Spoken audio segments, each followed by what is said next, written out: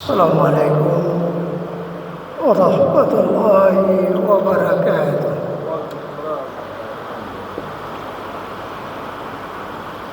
Alhamdulillah alladzi an'ama 'alaina bi ni'matil iman. Asyhadu an la ilaha illallah wahdahu la syarika lah. Wa asyhadu anna Muhammadan abduhu wa rasuluh sallallahu alaihi wasallam. Ma ba'd, fa ibadallah, usikum wa iyaya bitaqwallah.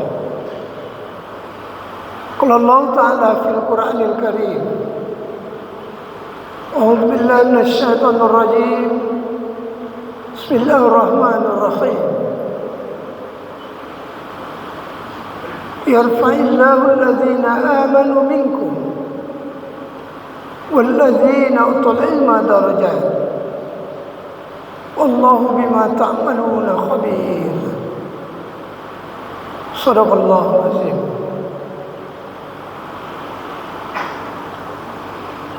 Bapak-bapak, Ibu hadirin jemaah wirid yang dirahmati Allah,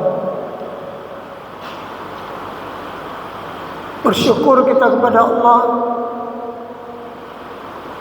yang sampai saat ini masih senantiasa mengiringi hidup dan kehidupan kita dengan segenap nikmat dan rahmat-Nya. Berselawat kita kepada Nabi Muhammad SAW sebagai teladan dalam kehidupan kita, sehingga dengan demikian kita berharap akan menjadi hamba yang istiqomah, yang selalu meneladani kehidupan Rasulnya. Kemudian diri yang dirahmati Allah, sebagai landasan kajian, tadi kita bacakan firman Allah surat Al-Mujadilah ayat yang 11. Pada ayat itu Allah mengatakan, yarfa'illah, Allah mengangkat, Allah meninggikan allazina amanu, yaitu orang-orang yang beriman. Maka dengan demikian, melalui ayat itu sangat tegas, kalau kita ingin menduduki posisi yang tinggi atau menapati tempat yang tinggi, maka Allah katakan syarat yang pertama dan utama itu adalah amanu, beriman.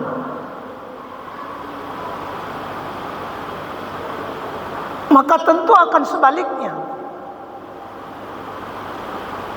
ketika dalam kehidupan ini,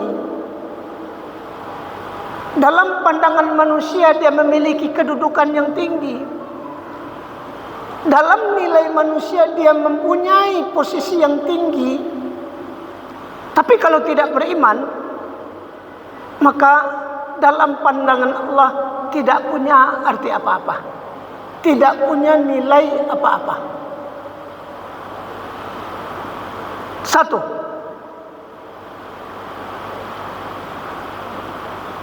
yang kedua, kenapa Allah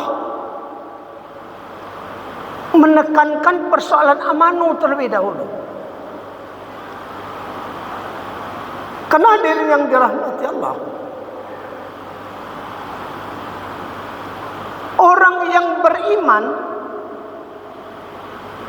akan senantiasa menjalani aktivitas kehidupannya berdasarkan apa yang dia imani itu. Apalagi kalau kita menelusuri lebih dalam, yang harus kita imani itu adalah sesuatu yang tidak terjangkau oleh mata indera kita, tidak bisa teraba. Dengan kata lain, iman itu selalu berkaitan dengan hal yang gaib. Hal yang gaib. Sebagaimana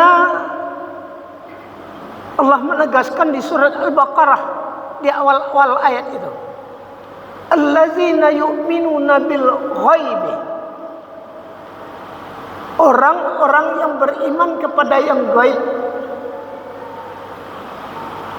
Maka bisa kita bayangkan, di antara yang gaib yang paling utama itu adalah Allah. Nah, orang yang beriman akan selalu menyandarkan aktivitasnya dengan keyakinan bahwasanya Allah Maha melihat, Allah Maha mengetahui, Allah Maha mengawasi. Maka keimanan yang seperti ini saja akan membuat kita akan menjadi orang yang selalu hati-hati, selalu waspada dalam melakukan apapun. Kenapa? Karena kita yakin Allah menyatakan summa turadduna ila alimil ghaibi wasyahadah fayunabbi'ukum bima kuntum ta'malun.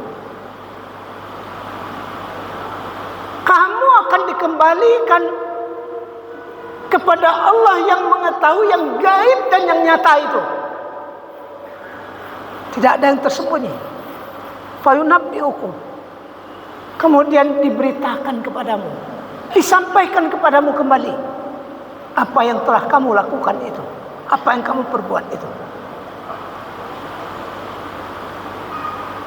Nah, inilah pokok kenapa iman mampu mengantarkan manusia menjadi orang yang terpilih itu, orang yang menduduki posisi yang tinggi itu. Allah hadirin yang dirahmati Allah. Ternyata pada ayat itu tidak cukup hanya sampai amanu saja. Berikutnya Allah gandengkan, Allah sangkutkan dengan kalimat wallazina utul ilma darajat. Dan orang-orang yang diberi ilmu, orang-orang yang diberi ilmu, artinya iman itu akan ada, iman itu akan semakin mempunyai dampak yang luar biasa dalam kehidupan kita kalau diiringi dengan ilmu. Oleh karena itu, Abdullah Ibnu Mas'ud, beliau mengajarkan kepada kita serangkaian doa. Doanya adalah Allahumma zidna imanan wa yaqinan wa fiqhan. Artinya, ya Allah, tambahkanlah untuk kami pertama keimanan, Kedua, keyakinan. Yang ketiga, pemahaman. Dan ketiganya ini tidak bisa dipisah. Iman itu akan bisa kokoh, iman itu akan bisa mantap kalau kita semakin yakin. Apalagi pada ibu-ibu saudara, seperti yang kita jelaskan tadi, yang kita imani itu yang gaib, yang tidak nampak, yang tidak terjangkau oleh indera kita. Maka bagaimana kita bisa meyakini sesuatu yang tidak kita lihat? Inilah istimewanya iman. Kemudian keyakinan itu tidak akan bisa kokoh, keyakinan itu tidak akan bisa mantap kalau tidak diiringi dengan pemahaman. Pemahaman. Sehingga dengan demikian semakin kita memahami, karena berbicara tentang iman, tentang keyakinan itu adalah agama Islam, maka berarti semakin kita memahami tentang Islam, semakin yakin kita akan Islam itu. Ketika kita semakin yakin dengan Islam itu, berarti semakin mantap keimanan kita dengan berislam. Oleh karena itu hadirin yang dirahmati Allah, maka Allah mengatakan di surat Fatir ayat 28, innama yakhshallah min ibadihil ulama. Sesungguhnya hanyalah yang akan takut kepada Allah, yang akan khusyuk tunduk kepada Allah itu dari hamba-hambanya adalah ulama. Artinya orang yang berilmu. Maka berarti iman tidak bisa dipisahkan dengan ilmu. Sebaliknya, ilmu juga akan punya makna yang sangat besar kalau mampu mengantarkan kita untuk menjadi orang yang beriman. Banyak maaf. Assalamualaikum warahmatullahi wabarakatuh.